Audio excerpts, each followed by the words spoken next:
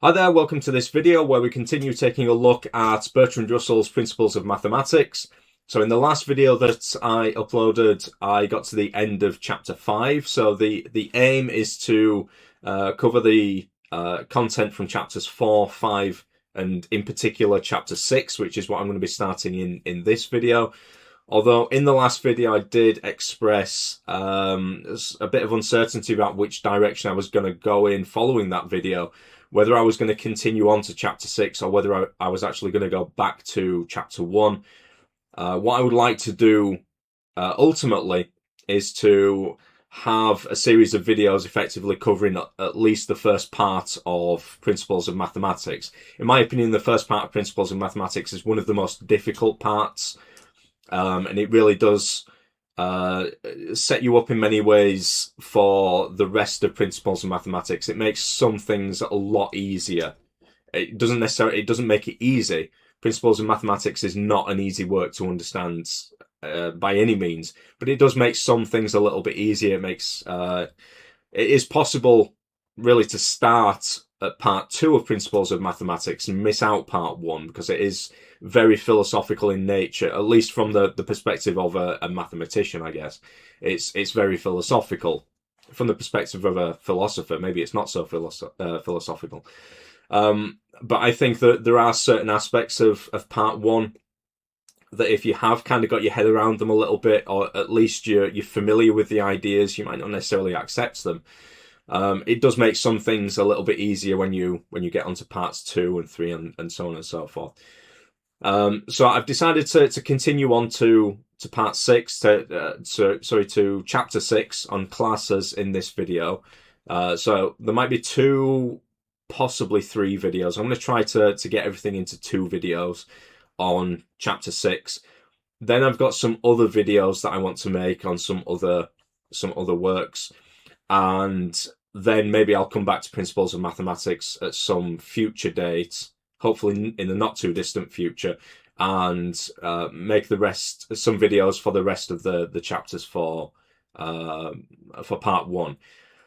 These videos, in fact, pretty much any video that I upload to my channel, the content of that video is in many ways provisional. It mustn't ever be taken as definitive. I don't sit here and claim to be an expert or an authority in any of the works that I talk about in these videos. I'm not an academic, I'm not a scholar, so it mustn't be inferred that I'm the views that I'm expressing are somehow definitive. One of the problems that I have personally with making videos on Principles of Mathematics and Principia Mathematica and Stanisław Leśniewski and things like that is that there's basically nobody around for me to discuss these ideas with. I'm sure there are people in the world that know about these ideas and and understands the works of these authors very, very well. Or understand these works very well, but I'm not in contact with them. So the ideas that I put out are my own ideas that I've had to kind of assess and judge myself as to whether I think that they're right or wrong. So I'm always open to changing my interpretations of things. If I've misunderstood, then I'm quite happy for somebody to tell me that I've misunderstood something and to tell me how to better interpret something, more correctly interpret something. So all I'm wanting to do with these videos is to express my ideas, put them out there. If they are of benefit to anybody out there, then that's great. And if there is anybody out there, any people out there that can give me some feedback, that would be great as well. So please don't watch these videos and think that I'm trying to pass myself off as some kind of authority, or that I've got some sort of my opinions, my interpretations are definitive or anything like that. They're not. They are just my interpretations, personal interpretations of these works.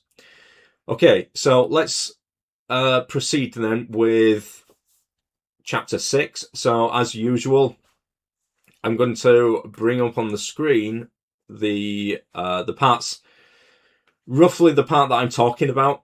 I do have a bit of a problem in that I read from my book rather than off the screen because it hurts my eyes to stare at the screen. So I read from my book, but where the pages end in the book is not necessarily where the page ends on the screen. So sometimes I don't necessarily realize that I've kind of read on a bit further and I should have changed the page on the screen. But it would really help if you've got your own copy of Principles of Mathematics to hand so that you can keep up with what I'm saying and not rely so much on what's going on the screen. I will write things on the screen from time to time, but as we go through, I'm going to be stopping every now and again and give some kind of explanation, interpretation to the best of my ability as to what I think Russell is talking about.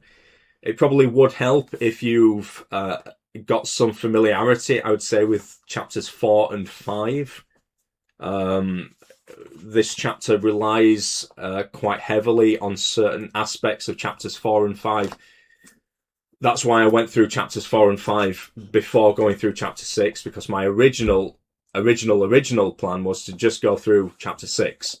But it turned out that there was too much of chapters 4 and 5 kind of creeping into things that I just decided to go through chapters 4 and 5 as well. Maybe if you watch the videos that I've made on chapters 4 and 5, it might clarify some things. Again, the views that I express in those videos are not definitive. They're just my interpretation. The videos are a little bit rambly. So these videos, this is the first time effectively that I'm actually expressing these ideas other than on a page in writing or something like that. This is the first time that I've ever actually tried to express some of these ideas. So they don't always come out exactly right. What I might do further down the line at some point, when once I've studied the work more and I feel that I've got a much better grasp on things, I might do some videos that are much more polished, a bit more refined and a bit more condensed, for example. But for the time being, I'm just looking to get my ideas out there. And if somebody can benefit from that, then so be it. Okay, so let's make a start. So I'm looking in this to try to get up to... My aim is to get to about section 73. The end of section 72. So, and then start with section 73 in the next video. That might be a tall order. We'll see how we go, because there is a lot to get through in this particular chapter. So we're starting with section 66. So here we go. To bring clearly before the mind what is meant by class, and to distinguish this notion from all the notions to which it is allied, is one of the most difficult and important problems of mathematical philosophy. Apart from the fact that class is a very fundamental concept, the utmost care and nicety is required in this subject on account of the contradiction to be discussed in chapter 10. I must ask the reader, therefore, not to regard as idle pedantry the apparatus of somewhat subtle discriminations to be found in what follows. It has been customary in works on logic to distinguish two standpoints, that of extension and that of intension.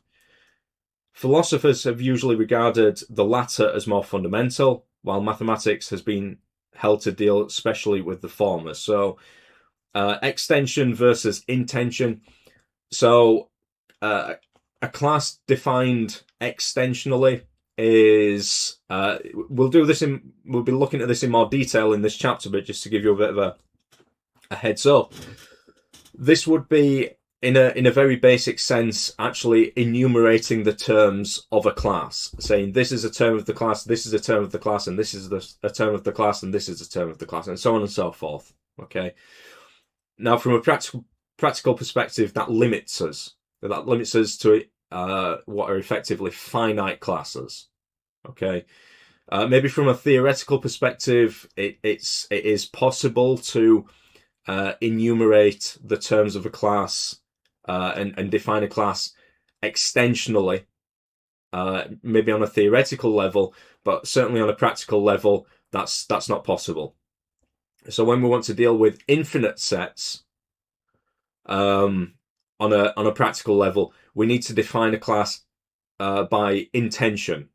So what we would do in that sense, in that case, is we would have some kind of concept that applies to each of the terms that is part of the class that we want to form.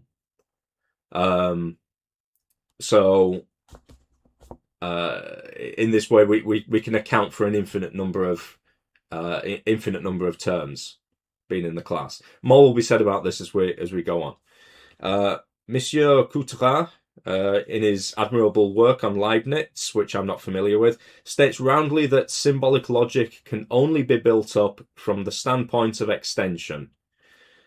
I can't comment on that because I'm not familiar with Monsieur Coutras' work. And if there really were only these 2 points of view, his statement would be justified. But as a matter of fact, there are positions intermediate between pure intension and pure extension. And it is in these intermediate regions that symbolic logic has its lair. Okay, so in other words, Russell seems to be viewing things on a kind of continuum. At one end of the continuum, we've got pure extension. At the other end, pure intention. So if what he's saying is that symbolic logic is somewhere in between. We can't rely on a purely extensional view of classes because that would limit us to finite classes, and we can't go for a purely intentional view because he argues that this would involve a vicious circle. So he'd be saying this in a few sentences time. So we need to be somewhere in between. Okay. So it's not, in Russell's view, it's not an all or nothing sort of thing. It's not that we are either on the side of extension or the side of intention. We can be somewhere in between. He did kind of comment on this in the previous chapter 5. I can't remember where it was now, but he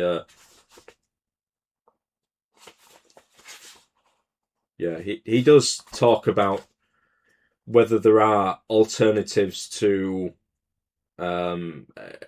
extension and intention. I can't remember where it was, but anyway, at the time in chapter 5, it was kind of irrelevant to us, but now it's a bit more relevant whether there are alternatives to purely extensional or purely intentional views. Okay, it is essential that the classes with which we are concerned should be composed of terms and should not be predicates or concepts. For a class must be definite when its terms are given, but in general there will be many predicates which attach to the given terms and to no others. So what he doesn't want to do is to identify a class. He wants effectively a class to be an object in its own right. So I used this word in the previous video, object. So it's kind of a catch-all term. So when it's difficult to kind of classify a word or something into this, put it into this category or that category, you can just call it an object, and it's a bit lazy, but it's kind of necessary sometimes. So pending further analysis, you can just call something an object, I guess. Pending further analysis, and hopefully at some point in the future you figure out which category something belongs in. So what he wants is that these things that we call classes are an object in their own right. And he doesn't want to identify them with class concepts or predicates or something like this. At least not on a philosophical level. On a symbolic level, we might be able to do this, and he does talk about this as we go through the chapter. But on a philosophical level, we want to analyze the notion of class and figure out what is the nature of a class in its own right. Okay, without kind of taking a kind of indirect approach. We want to be looking at these things, so to speak, directly. We cannot, of course, attempt an intentional definition of a class as the class of predicates attaching to the terms in question and to no others, for this would involve a vicious circle. Hence, the point of view of extension is to some extent unavoidable. On the other hand, if we take extension pure, our class is defined by enumeration of its terms. And this method will not allow us to deal as symbolic logic does with infinite classes.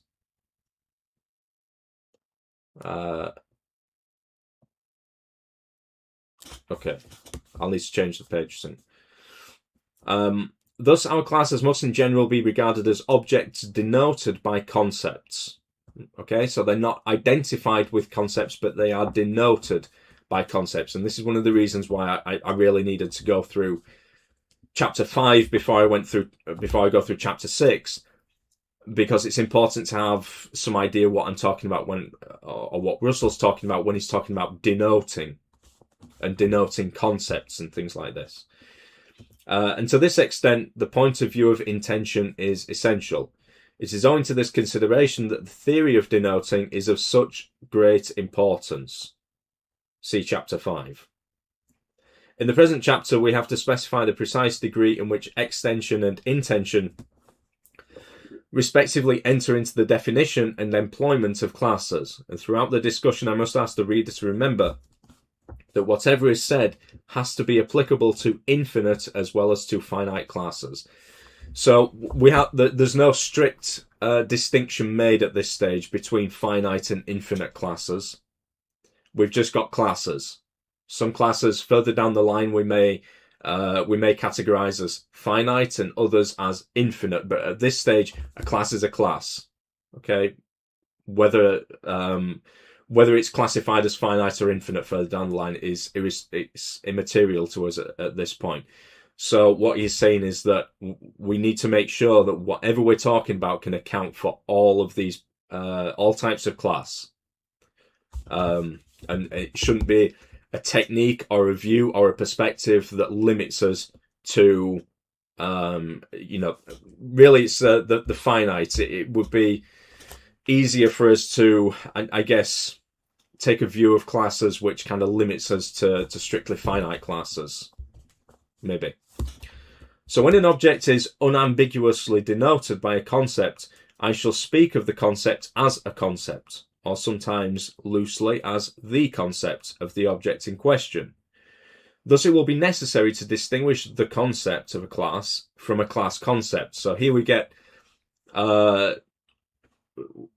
fine kind of verbal distinction that is very important. So on the one hand, we've got the concept of a class, and on the other hand, we've got class concepts. These are not the same thing.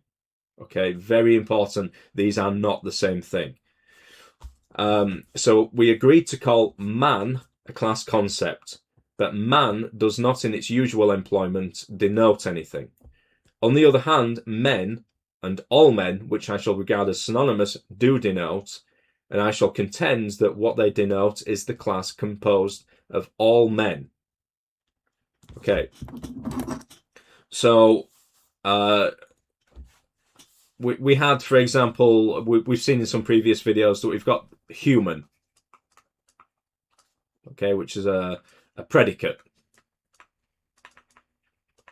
and from this we can derive the class concept man,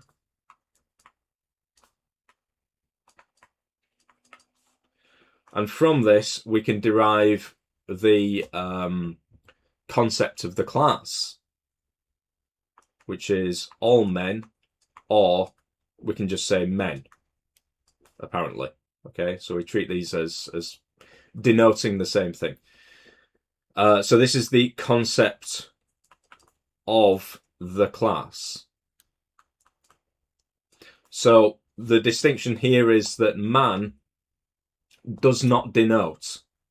It's not a denoting concept. Okay, the class concept comes into things in so what we've seen in a previous chapter is that X is a U will be a propositional function whenever U is a class concept as opposed to a predicate. So every predicate, apparently, according to Russell, and this is all I'm trying to do in these videos is to express Russell's views or interpret Russell's views to the best of my ability. So I'm not going to be critiquing or giving some in-depth critical analysis. I'm presenting his views as they appear to me. So from what I understand, Russell considers that to every predicate there is a class concept that can be derived from it. There might be, it's not clear to me whether he thinks that there are several possible class concepts, but there is at least one class concept that can be derived from each predicate. And that class concept is what we can what we can use, I guess, to form propositional functions. X is a U. But so this is effectively the U in this propositional function. So X is a man. Okay, so U is the propositional function. And man does not denote. It's not a denoting concept. Okay. But we went through in the previous chapter, in chapter 5, denoting concepts, that to each class concept, there are these different denoting concepts. And it was established in that chapter that there are genuinely, there are different denoting concepts, and they do denote, each denoting concept denotes a different object. So we had all men. From man, we can derive all men, every man, any man, a man, some man, and the man, for example. And these all denote different objects. Some of them denote terms, some of them denote particular combinations of terms. Some of them might not denote they denote, but they don't denote any particular term. They don't denote anything. So they still denote, but it's nothing that they denote, which is kind of a strange idea, I guess. But these are his views.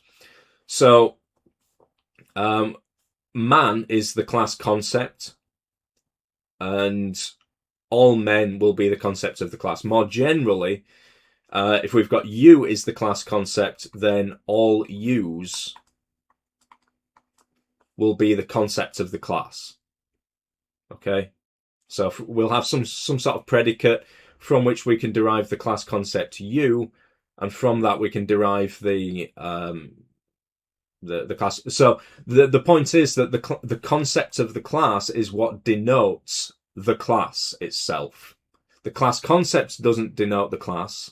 The class concept, it's the terms of the class will fall under the class concept. The class concept will determine the class, but does not denote the class. Okay, so there are some quite fine distinctions being made here, and it can be, I guess, difficult sometimes to keep up with exactly what Russell means from time to time, but that's how it is.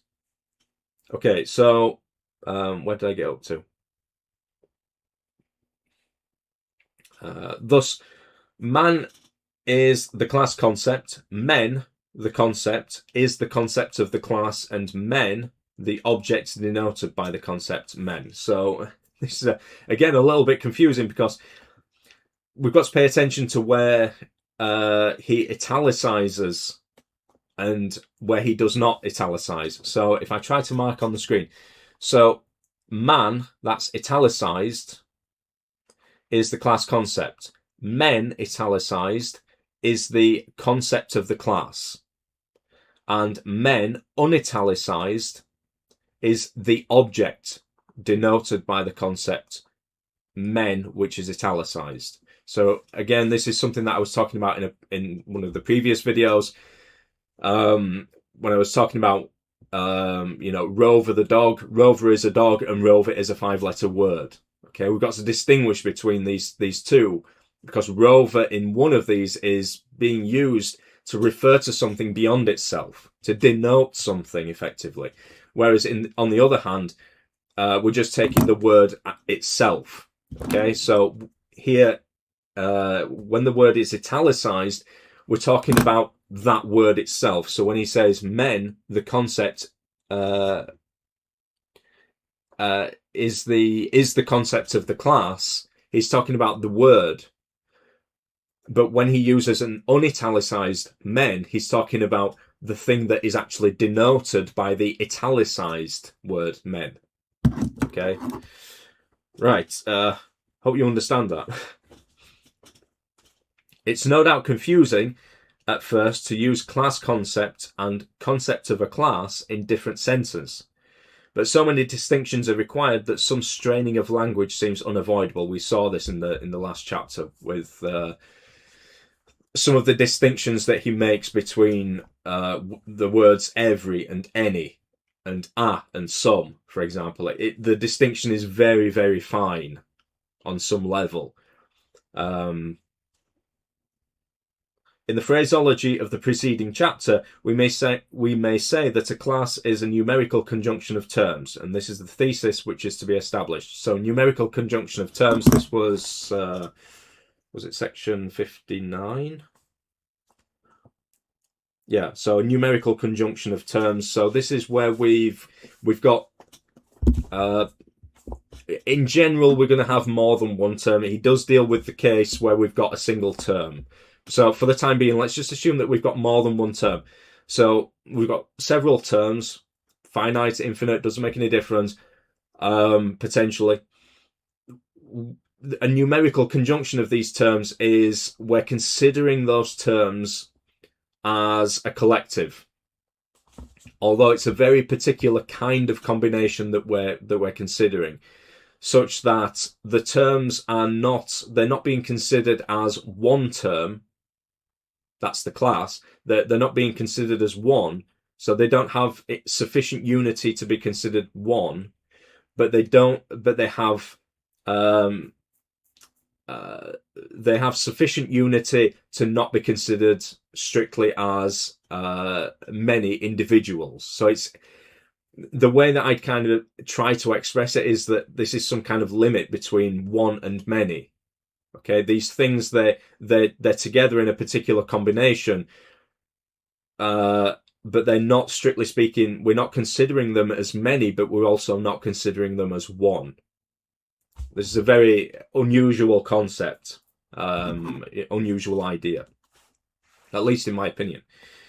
So section 68. In chapter 2, we regarded classes as derived from assertions, i.e. as all the entities satisfying some assertion, whose form was left wholly vague. I shall discuss this view critically in the next chapter, that's on propositional functions. For the present, we may confine ourselves to classes as they are derived from predicates, leaving open the question whether every assertion is equivalent to a predication. We may then imagine a kind of genesis of classes through the successive stages indicated by the typical propositions: Socrates is human, Socrates has humanity, Socrates is a man, and Socrates is one among men. Okay, so we've got a series of propositions, all of which are they imply each other, but they are distinct. So let me just clear some. In fact, maybe I'll just highlight them on the page actually. So we've got Socrates is human here. Oh, that didn't go very well. I'll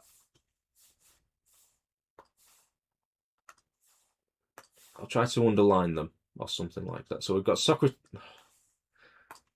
It's quite difficult on the screen. Okay, I'll just kind of point to them. So we've got Socrates is human. This is a subject predicate, a proposition in subject predicate form. So Socrates is the subject, human is the predicate, is human is the assertion which is made about the subject, which is Socrates. Okay, but then we can derive from this a new proposition: Socrates has humanity. So we've seen in a previous chapter that human and humanity denote the same concept, or they indicate the same. I don't know if it's right to say denote, but they correspond to the same concept. There's a grammatical difference there, but they correspond to the same object effectively. But when we say Socrates has humanity, what we have now is a proposition which has two terms, Socrates and humanity. So what was before a predicate and was not a term, it wasn't a term in the proposition. The proposition Socrates is human has a single term. Now we've taken that predicate and we're changing it into a term, or we're changing its role, let's say. When we change its role, we do have to change its grammatical form, but it's still the same concept. So now we've got Socrates has humanity, which is a proposition which is implied by Socrates as human, but this has two terms. And now we've got this relation between them, has, indicated by the verb has. And then we've got Socrates is a man. So here we've got a class concept. Socrates is a man. Again,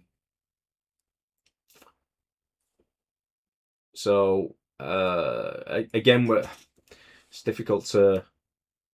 I'm not sure how to explain that. I'm going to leave that for the time being. But then we get Socrates is one among men. In this last one, we've got it's effectively explicitly saying that Socrates is a member of the class of men. Okay. So Socrates is a man. It doesn't say that Socrates is a member of the class men, but that Socrates falls under the concept, the class concept man. Maybe that's the way to explain it. Socrates falls under the class concept man, but Socrates is one among men is effectively explicitly stating that Socrates is in a particular class, the class of men. Okay. Of these propositions, again, I hope that makes sense. Any questions that you have, by the way, please feel free to ask. Oh, and by the way, I'd be really grateful if you'd consider subscribing to the channel, hitting the like button, and leaving your thoughts in the comments section. Positive comments, of course. Of these propositions, the last only, we should say, there we go, explicitly contains the class as a constituent. So constituent he uses as, again, it's another kind of catch-all term, where it's difficult to maybe classify a particular thing.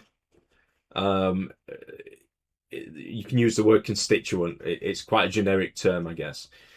But every subject predicate proposition gives rise to the other three I've lost where I am. But every subject predicate proposition gives rise to the other three equivalent propositions, and thus every predicate, provided it can be sometimes truly predicated, gives rise to a class. And this is the genesis of classes from the intentional standpoint. So what he's saying is that we can go through this series of propositions, starting with the subject predicate form, Socrates is human, and ending with the Socrates is one among men, which explicitly states that Socrates is a member of a class. And therefore, because there's these propositions all imply each other, then we can effectively say that a subject predicate proposition is kind of equivalent on some level to a proposition that states that a particular term is a member of a class, a member of a particular class. The class being somehow aligned with that predicate, determined by the predicate. It's not identified with the predicate, but it's somehow determined by the predicate. On the other hand, when mathematicians deal with what they call a manifold, aggregate, menga, ensemble, or some equivalent name, it is common, especially where the number of terms involved is finite, to regard the object in question, which is in fact a class, as defined by the enumeration of its terms, and as consisting possibly of a single term. This case will be dealt with sometime in the next few pages, which in that case is the class.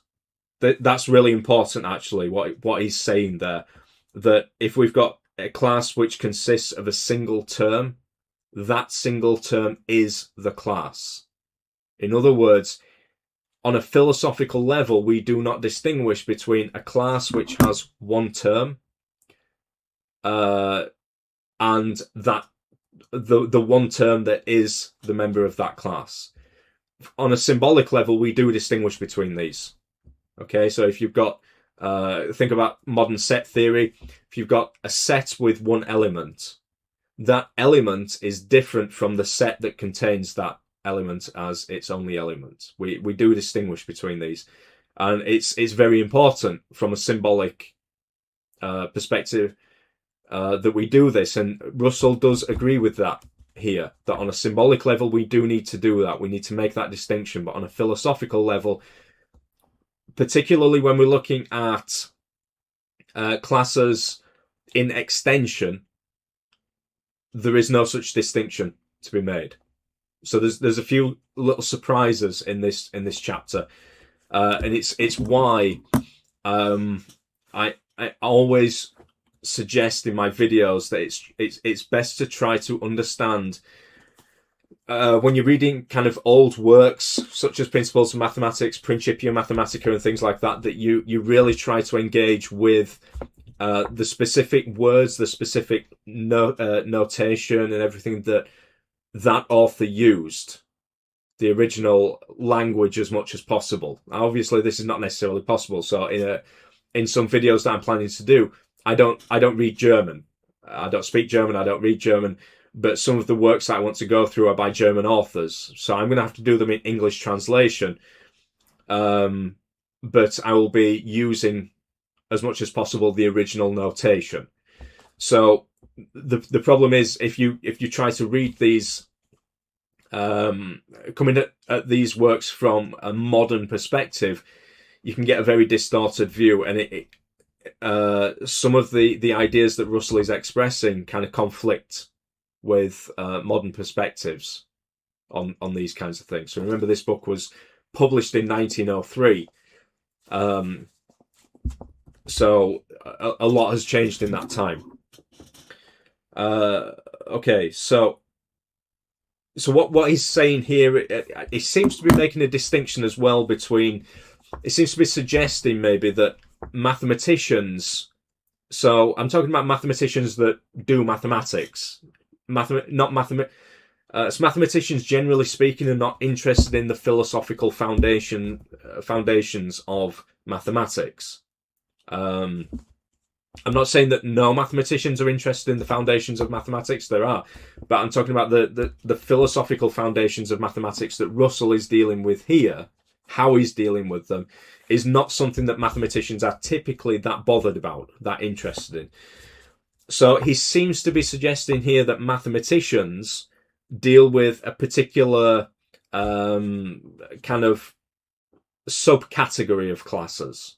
Okay, so there is this general concept of class which he's trying to deal with here, but it might be that some of those classes are not necessarily classes that mathematicians would necessarily make use of or would be interested in. So I think he's suggesting that the concept of class that he's dealing with here is on a more general level than the kinds of things that mathematicians, maybe mathematicians of the time, would have called a manifold or an aggregate, which was kind of a similar concept to class, I guess. Okay, so here it is not predicates and denoting that are relevant, but terms connected by the word and, in the sense in which this word stands for a numerical conjunction. Thus, Brown and Jones are a class, and Brown singly as a class. This is the extensional genesis of classes. Okay, so what is he talking about here? We saw this word and in the previous chapter on denoting. So and is a way of combining terms, okay, forming combinations of terms in a very specific way, and it's this way it's this particular way that gives rise to classes in an extensional with an extensional view. So again, as I was saying earlier, we can define a class extensionally by saying this is a term of the class, and this is a term of the class, and this is a term of the class. Well, I keep using this word "and" because I'm connecting these terms. Now, that might seem like a very trivial thing to do and a very kind of natural thing, but what Russell is saying is that on the philosophical level, we need to understand that word in a very specific way. So when we can combine terms using the word "and," we're combining the terms in a very precise and specific way to form a very specific kind of combination, and it is this kind of combination that we call a class. Okay, so have a look back at chapter 5, particularly section 61, I guess, would be useful, and also the explanations are in section 59. Where he's talking about Miss Smith and her suitors. So Brown and Jones are two of Miss Smith's suitors. So I've made some comments on that in some of the previous videos. So maybe best to, rather than repeat myself, which I often do repeat myself, but I'm going to try to, I'm going to avoid it on this occasion. Okay, so section 69, I don't think I'm going to make it to section 7, the end of section 72. There's just so much to go through with this this particular chapter. Okay, so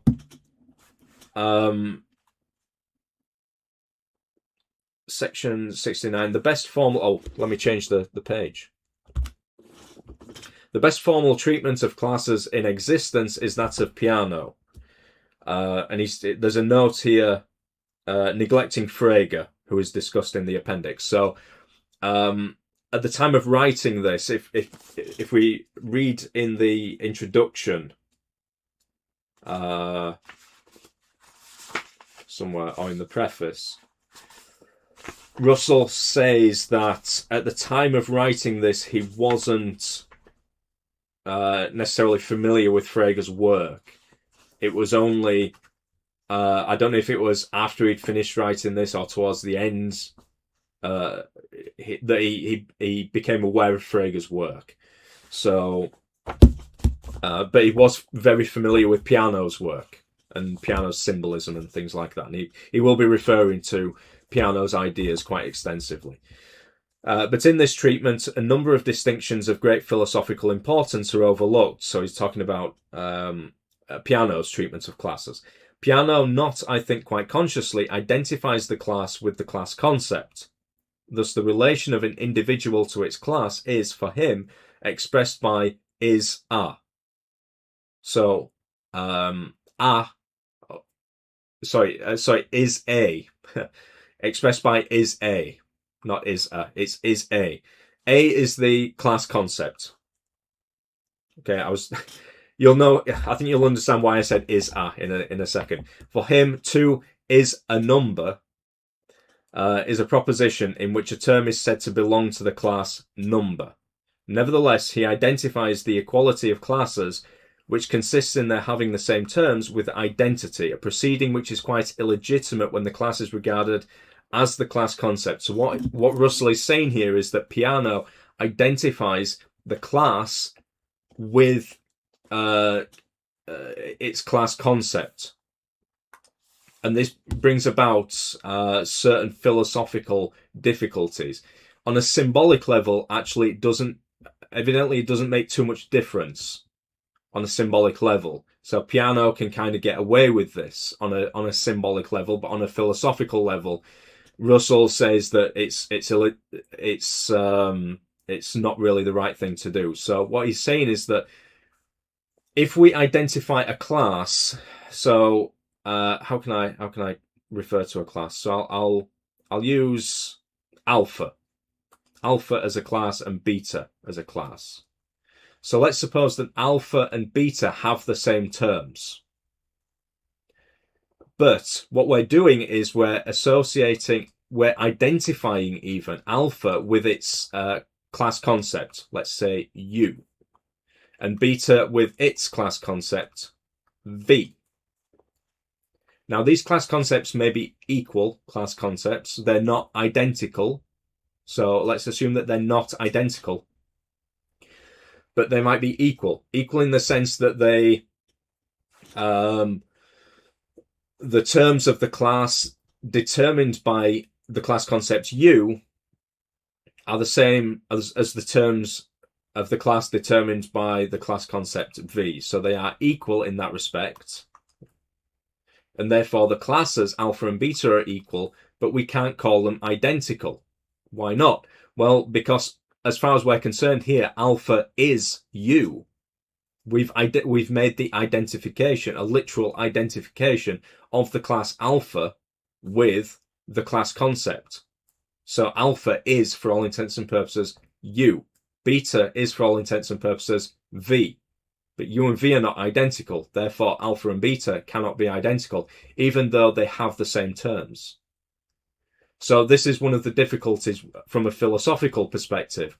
On a symbolic level, it really, I don't think there's the difficulties that Russell perceives. We don't have the same kinds of difficulties that Russell perceives on the philosophical level. But we are looking at classes from a philosophical standpoint, not just from a symbolic standpoint. And one of the comments that I've made in a previous video is one of the reasons I think, and I am just speculating on this, that Russell doesn't make extensive use of symbolic notation in this work, at least in the first part of this work, except where it's really necessary, is because things can quickly become about the symbols.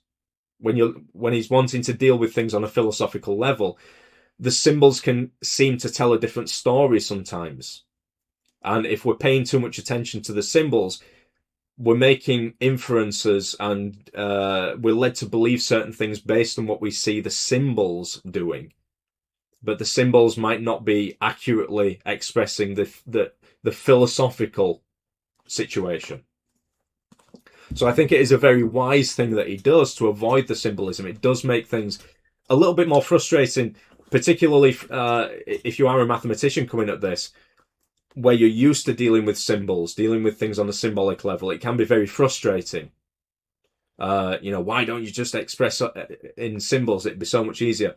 And my personal opinion is because what you end up being more concerned with on the symbolic level is what kind of symbolic transformations can you make, as opposed to what is the nature of this object that I'm dealing with. That these symbols are representing an object. What is the nature of that object on a kind of philosophical level? That kind of, it gets brushed under the carpet. I mean, admittedly, from a mathematical perspective, you're often not interested in that anyway. But we are here. We're interested in the philosophical nature of these objects. So yeah, Russell is saying that this transition that Peano makes, if Peano makes this identification, then it's illegitimate for him to then identify classes based on their terms, on them containing the same terms, because the class is the class concept. If the class concepts are not identical, they might be equal but not identical. If they're not identical, we can't identify the classes either. So that's the way that I interpret things anyway. So in order to perceive that man and featherless biped, so man and featherless biped are, okay, that's our U and V, let's say, man, featherless biped. So clearly these are not identical class concepts. They are class concepts, but they're not identical class concepts. They're equal. In order to perceive that man and featherless biped are not identical, it is quite unnecessary to take a hen and deprive the poor bird of its feathers. In other words, we can see that it's not identical by the fact that one is man and one is featherless biped. Or to take a less complex instance, it is plain that even prime is not identical with integer next after 1. Again, they're equal. The classes, the class of even primes and the class of integers next after 1 are they contain the same terms, but because we're making this identification of the class with the the class concept, and even prime is as a class concept is not identical with the class concept integer next after 1, we can't identify the classes. Thus, when we identify the class with the class concept, we must admit that two classes may be equal without being identical. Nevertheless, it is plain that when two class concepts are equal, some identity is involved, for we say that they have the same terms. Okay, so we're acknowledging here that yes, this class concept man and this class concept featherless biped, they're equal. So it seems to stand to reason that there is some single object that both of these class concepts have the same relation to. And it's that object that we call the class. But the class is a thing in and of itself. Thus, there is some object which is positively identical when two class concepts are equal. And this object, it would seem, is more properly called the class. Neglecting the plucked hen, the class of featherless bipeds, everyone would say, is the same as the class of men. The class of even primes is the same as the class of integers next after 1. Thus, we must not identify the class with the class concept, or regard Socrates as a man as expressing the relation of an individual to a class of which it is a member. Okay, so remember, we went through this on the previous bit in section 67. Socrates is a man is saying that Socrates falls under this class concept, man, but it's Socrates is one among men, which is the proposition which tells us that Socrates is a member of that class. This has two consequences to be established presently, which prevent the philosophical acceptance of certain points in Peano's formalism. This is really important. The first consequence is that there is no such thing as the null class, though there are null class concepts. Okay, so there is no object that we can call the null class. So this is quite surprising in many ways, particularly when symbolically it's kind of necessary to have a symbol to represent something called the null class. So it's kind of necessary. Think about, again, modern set theory where we've got the empty set. We kind of need the empty set. We can't really do without the empty set.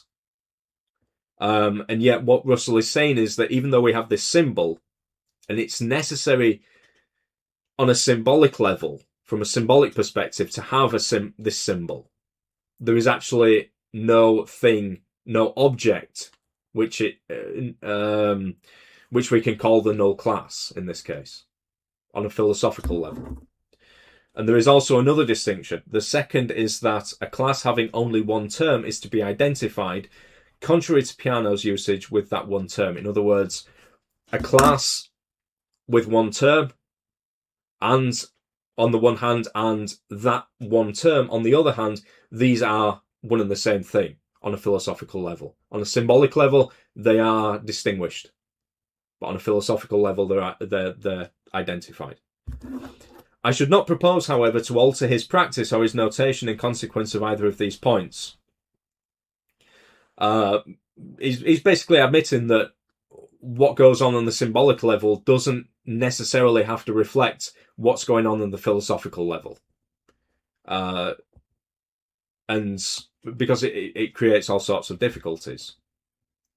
Rather, I should regard them as proofs that symbolic logic ought to concern itself as far as notation goes with class concepts rather than with classes. So on a symbolic level, we can associate the class with its class concept, or with certain classes of class concepts, maybe. On a symbolic level, it's legitimate to do that. On a philosophical level, no, we need to keep them separate.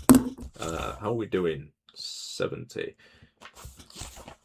Yeah, so I'm not going to get to the end of section 72 in this video. So a class we have seen is neither a predicate nor a class concept.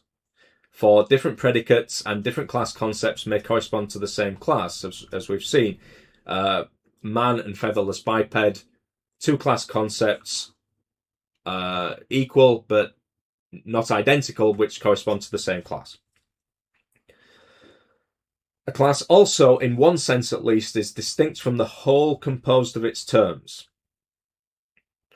So, in other words, the class is one thing in and of itself. Its terms are, so the class is one, but its terms are many. Generally speaking, its terms are many, except in that particular case where we've got one member of the class. The class is a class of one object. So generally speaking, we've got a plurality of terms. So we can consider the class as one and its terms as many. Okay, and there is a tension between these two viewpoints that Russell's a little bit uncomfortable about.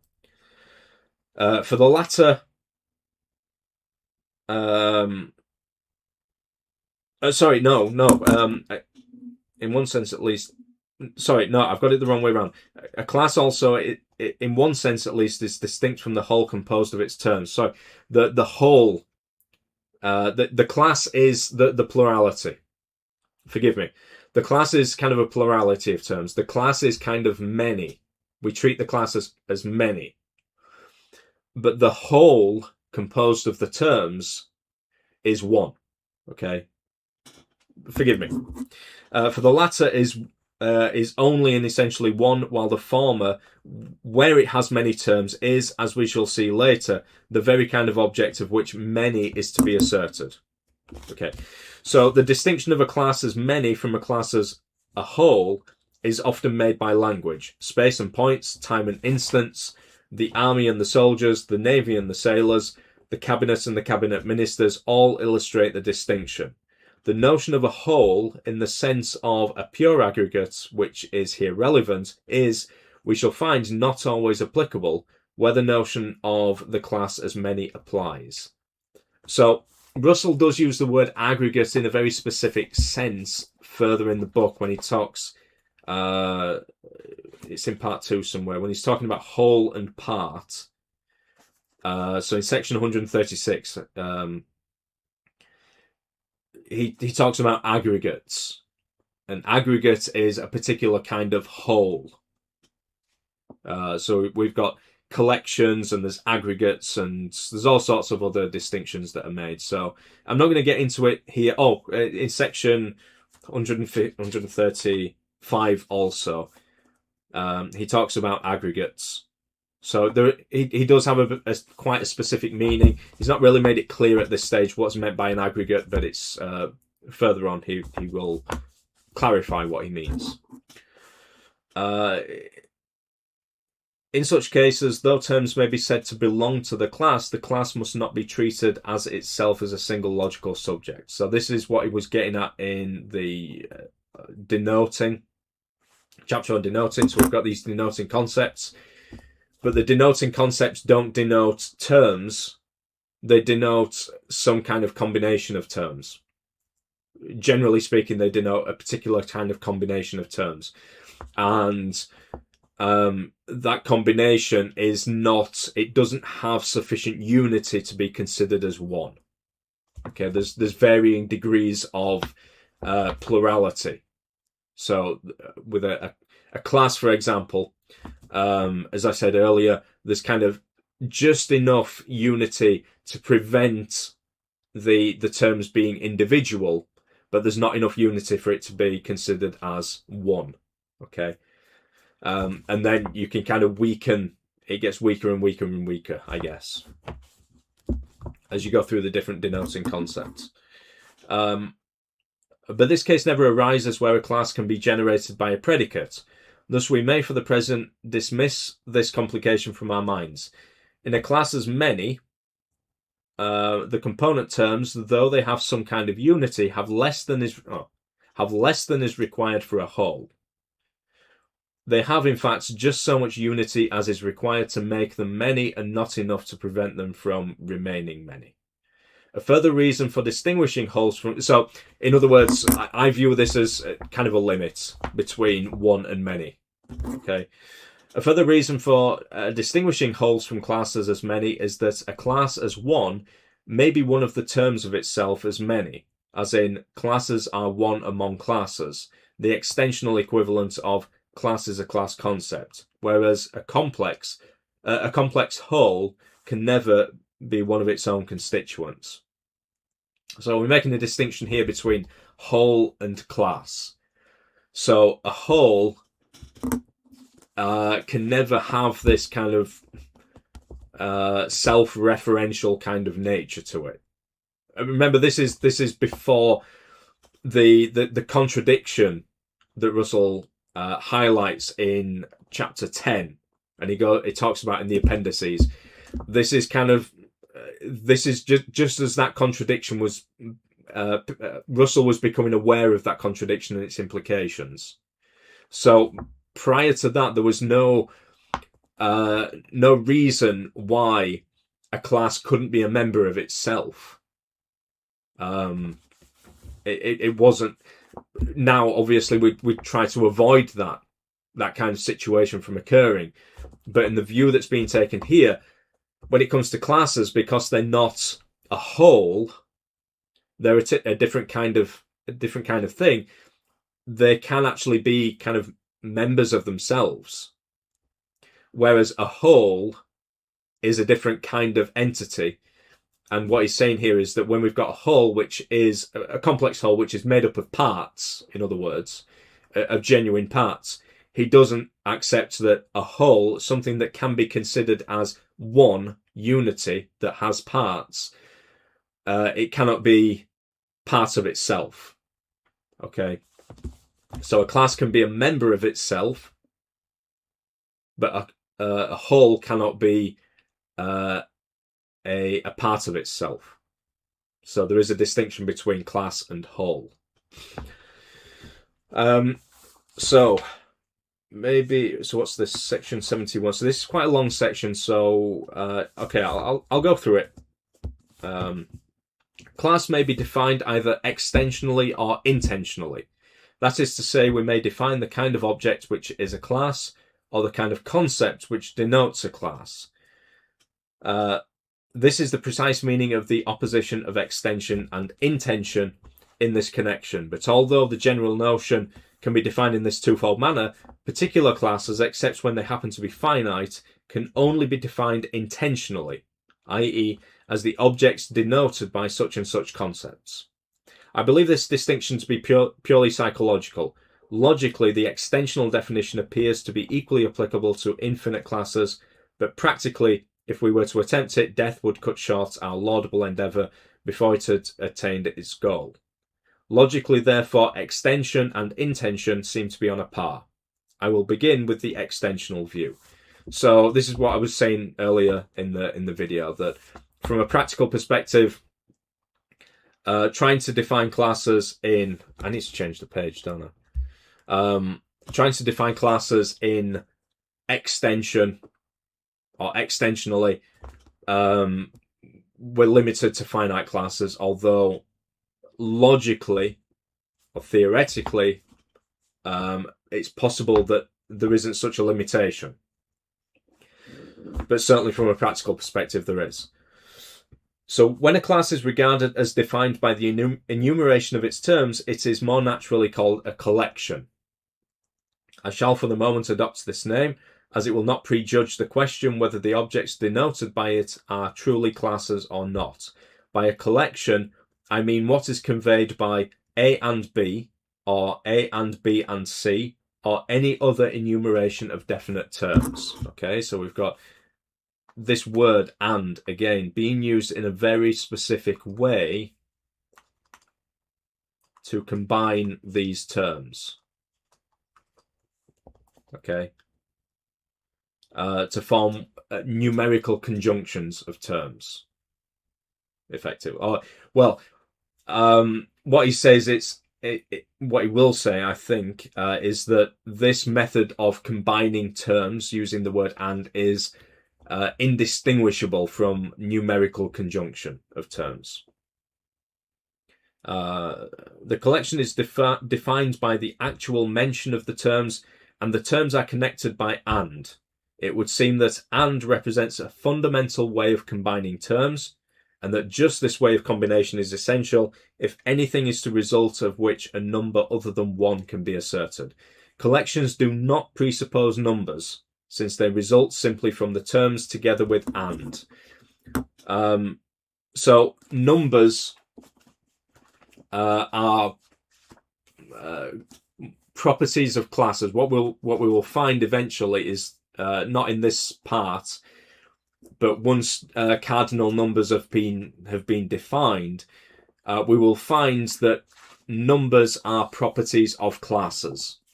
Okay, he does say in the previous chapter on denoting that we can consider number as a property of a class concept.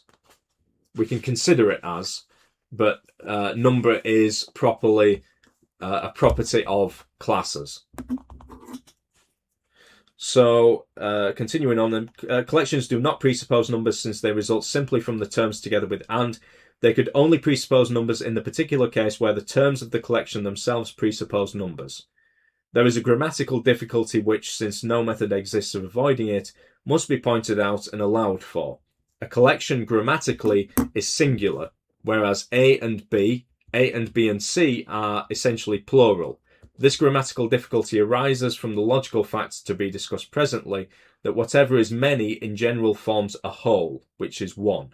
It is therefore not removable by a better choice of technical terms.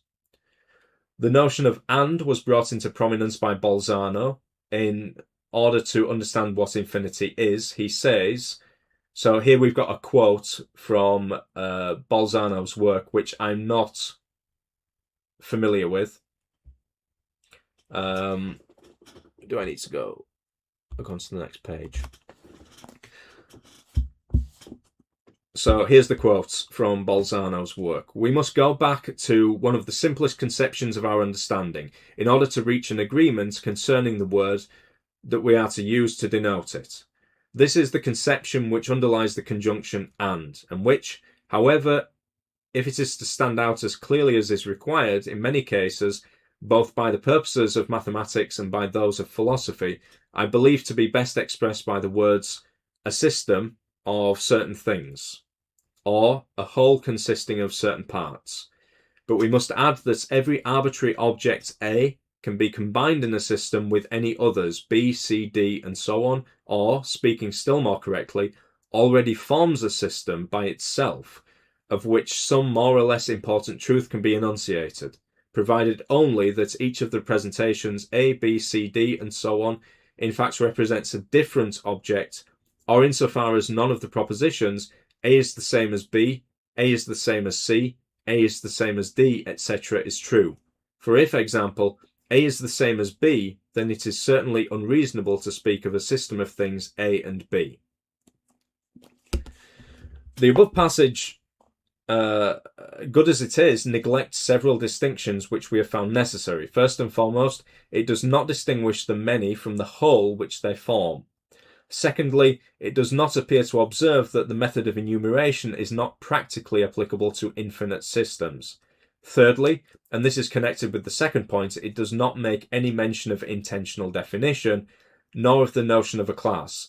What we have to consider is the difference, if any, of a class from a collection on the one hand and from the whole formed of the collection on the other. But let us first examine further the notion of and. So we're back to Russell's interpretation of things now. Anything of which a finite number other than 0 or 1 can be asserted would be commonly said to be many. And many, it might be said, are always of the form A and B and C and so on. Here, A, B, C are each one and are all different. To say that A is 1 seems to amount to much the same as to say that A is not of the form A1 and A2 and A3 and so on. To say that A, B, C are all different seems to amount only to a condition as regards the symbols. So it should be held that A and A is meaningless, so that diversity is implied by and need not be specially stated. In other words, such an expression as this, A and A, is it doesn't make any sense. It's just judged to be meaningless. So when we say A and B, the use of the word and necessarily implies that A and B are genuinely different, distinct terms, objects, things, whatever. Okay, so there is an implication when this word and is used that it's only that whatever is, so to speak, either side of it, they are distinct. Well, I suppose this extends to more than two terms as well. So if we've got A and B and C, there is because arguably it might be the case that A is different from B and B is different from C, but A is not different from C. But I think the implication, the natural implication, is that in our string of terms connected by and, no matter how many terms there are, that no two of the terms are the same term.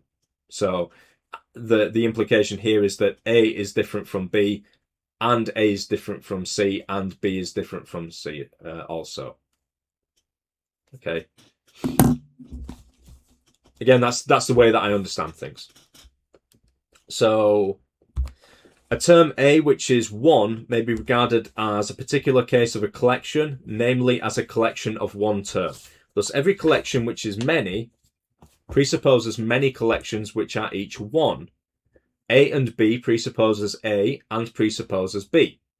Conversely, some collections of one term presuppose many, namely those which are complex. Thus, A differs from B is one, but presupposes A and difference and B. But there is not symmetry in this respect, for the ultimate presuppositions of anything are always simple terms. Every pair of terms without exception can be combined in the manner indicated by A and B. So there's no restriction on the nature of the terms that we combine using this word and if neither A nor B be many, then A and B are two. Okay. A and B may be any conceivable entities, any possible objects of thought. They may be points or numbers or true or false propositions or events or people. In short, anything that can be counted. A teaspoon and the number 3, or a chimera and a 4-dimensional space are certainly two. Thus, no restriction whatever is to be placed on A and B, except that neither is to be many. It should be observed that A and B need not exist, but must, like anything that can be mentioned, have being. The distinction of being and existence is important and is well illustrated by the process of counting. What can be counted must be something, and must certainly be, though it need by no means be possessed of the further privilege of existence. So apparently there is a distinction between being and existence. Thus, what we demand of the terms of our collection is merely that each should be an entity. Presumably, entity is something which has being. So I'm probably getting into circular definitions here, but we're working on the informal level, so I can get away with it. The question may now be asked, what is meant by A and B? Does this mean anything more than the juxtaposition of A with B? That is, does it contain any elements over and above that of A and that of B? Is and a separate concept which occurs besides A and B? To either answer, there are objections. In the first place, and, we might suppose, cannot be a new concept, for if it were, it would have to be some kind of relation between A and B. A and B would then be a proposition, or at least a propositional concept, and would be one, not two. So I guess this is talking about if we go back to Socrates has humanity, that kind of thing. Has is a relation there. Socrates and humanity are terms, they're being related. And we've got a proposition, Socrates has humanity. So what he's saying here is that if and is some kind of relation, then A and B is some kind of proposition. But he doesn't agree with that. Moreover, if there are two concepts, there are two, and no third mediating concept seems necessary to make them two. So in other words, if A and B are two, then they are two, and we don't need the word and to indicate that they are two. Thus, and would seem meaningless. Exactly, right? But it is difficult to maintain this theory. To begin with, it seems rash to hold that any word is meaningless. Remember, previously, Russell has said that in his view, at the time of writing this, every word has meaning.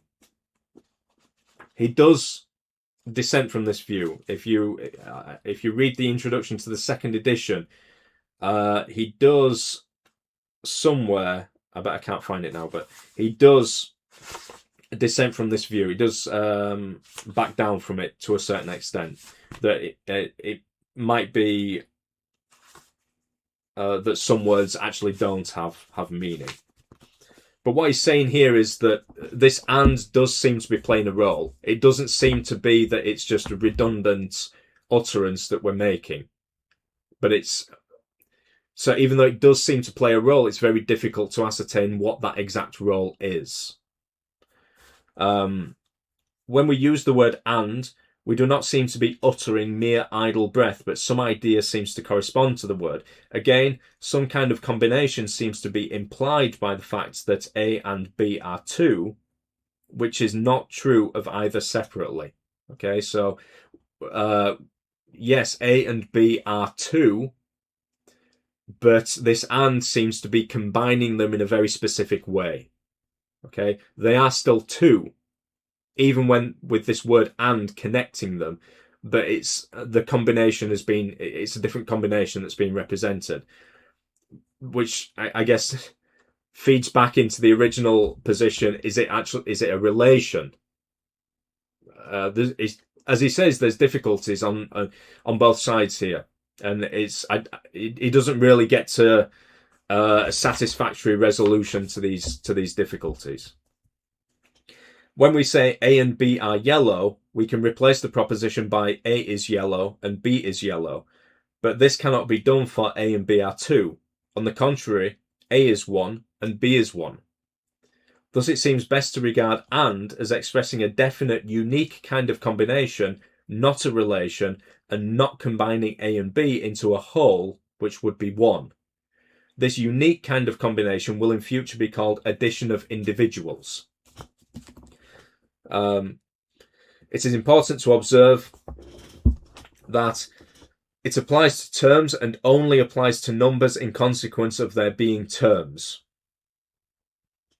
Thus, for the present, 1 and 2 are 2, and 1 and 1 is meaningless. Again, if we try to form the combination 1 and 1, we've got the same term. So just like we couldn't have A and A, we judge this to be a meaningless expression. 1 and 1 would be meaningless. Okay, so let me go on to the next page. We're nearly finished with this section, and I'll go on to section 72 in the next video. So I've not got as far as I'd hoped, but there we have it. As regards what is meant by the combination indicated by and, it is indistinguishable from what we before called a numerical conjunction. So numerical conjunction wasn't so much limited to finite combinations, and seems to have much more affinity with finite combinations. Although, as we've seen, maybe that is just a purely psychological limitation, and maybe from a logical perspective, no such limitation exists. But numerical conjunction was more general in that it applied to finite as well as infinite, irrespective. That is, A and B is what is denoted by the concept of a class of which A and B are the only members. If U be a class concept of which the propositions A is a U, B is a U are true, but of which all of the propositions of the same form are false, then all U's is the concept of a class whose only terms are A and B. This concept denotes the terms A, B combined in a certain way, and A and B are those terms combined in just that way. Thus, A and B are the class, but are distinct from the class concept and from the concept of the class. So the class concept would be U. The concept of the class would be all U's. The notion of and, however, does not enter into the meaning of a class, for a single term is a class, although it is not a numerical conjunction.